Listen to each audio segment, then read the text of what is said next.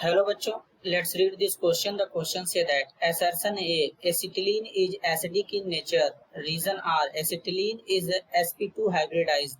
इसके रिगार्डिंग यहाँ पर चार ऑप्शन गिवन है, इन चारों में से करेक्ट को आइडेंटिफाई करना है। तो सबसे पहले समझेंगे बच्चों की कॉन्सेप्ट। की कॉन्सेप्ट होगा बच्चों प्रॉपर्टीज ऑफ एसिटिलीन। C2H2 को क्या कहते हैं बच्चों? एसिटिलीन कहते हैं। तो सबसे पहले एसिटिलीन का स्ट्रक्चर डेवलप करेंगे। कार्बन कार्बन के बीच में ट्रिपल बॉन्ड होता है, इस तरीके से हाइड्रोजन लगा होता है। अब ये बच्चों सिमेट्रिकल है, दोनों साइड में एक एक हाइड्रोजन लगा है एक एक कार्बन से।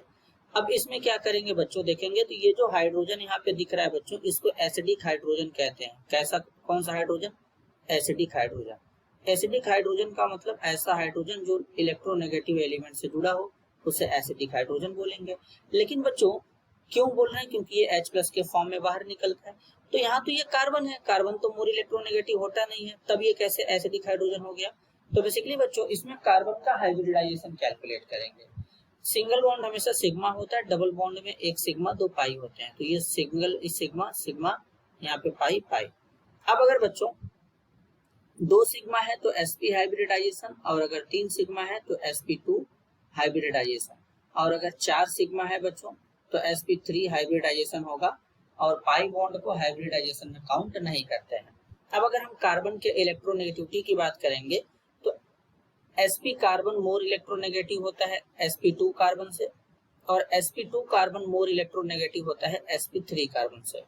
इधर इलेक्ट्रोनेगेटिविटी इंक्रीज करेगा, तो यहाँ पर इस कार्बन का हाइब्रिडाइजेशन क्या होगा? sp होगा।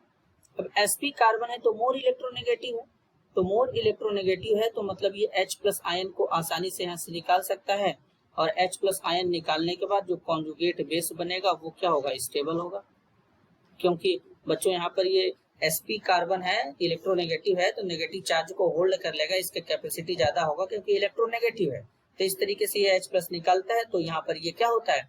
एसिटिलीन जो होता है वो एसिडिक नेचर का हो जाता है।